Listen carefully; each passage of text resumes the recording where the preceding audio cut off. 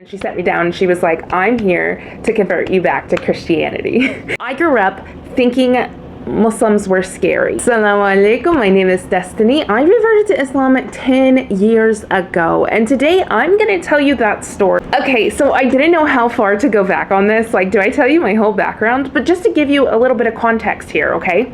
I grew up in the South. I grew up in a red state, and I grew up with a conservative Christian family. I grew up thinking Muslims were scary. I also grew up sort of in dysfunction. I was not raised by my mom or my dad. My grandparents raised me, both sets of my grandparents. So I would live with my grandparents part-time and then go summers and winters and school vacations to the other set of my grandparents. And then I became a young adult. I had started experimenting with things and just doing things that young adults should not be doing. Ya Allah. And it wasn't until I had met some Muslims. I met these Muslims and I had seen them fasting for Ramadan.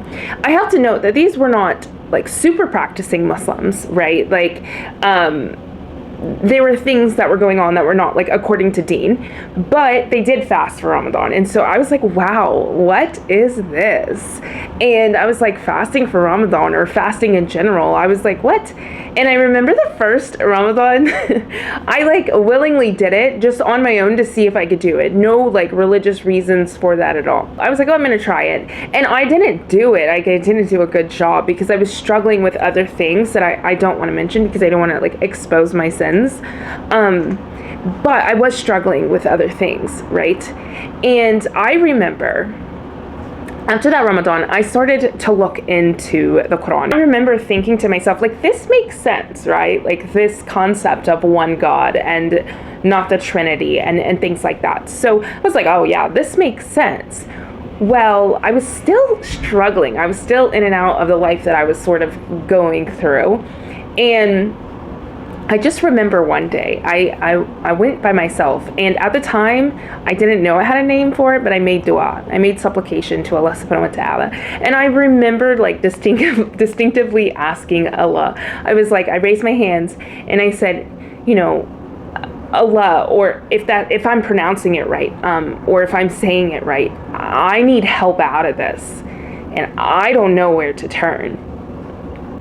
And after that, things progressively got worse. It progressively got worse.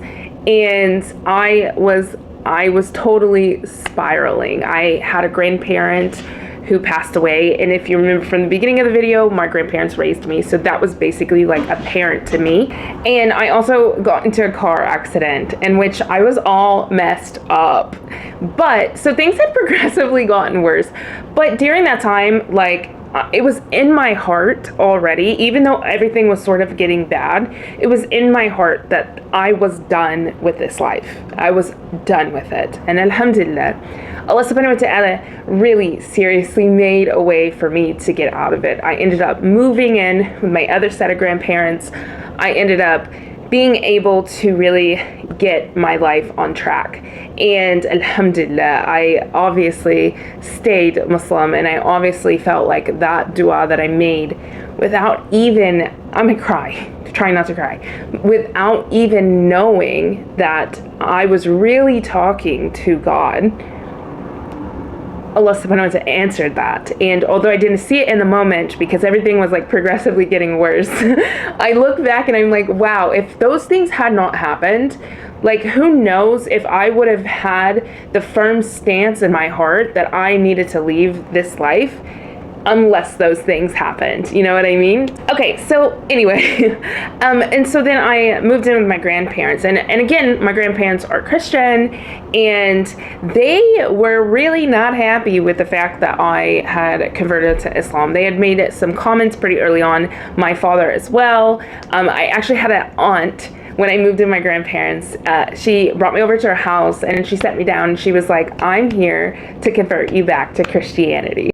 And I think they really thought that this was a phase. Also, I didn't mention this, but I should mention this, that I had lost friends because I had converted to Islam. People that I grew up with who sort of had the same mindset that I did, honestly, so it's hard for me to blame them. But when they found out, like, oh wow, she became Muslim, they were like, oh my gosh, we can't talk to her. and that's fine. I mean, these are childhood friends that I grew up with. And so that hurt at the time, but now I'm living in another place. I'm in a different area. I don't know anyone, and I'm living with my grandparents. It was kind of hard at the beginning, it was. And I think there was a lot of pressure because I live in a place where there's not a lot of Muslims. I mean, we have a community here, but not like a giant community. And I am the only Muslim in my family, and I think societal pressures really sort of, nevertheless. So yes, and that is basically the story, but there's a little bit more to it. I just choose not to tell you everything because this is the internet. My grandparents did come around.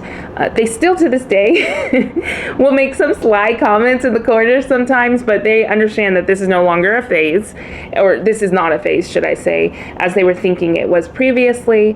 Alhamdulillah, I've been Muslim for 10 years. I've not always been the best Muslim, but I've always been a trying Muslim, and I try to be better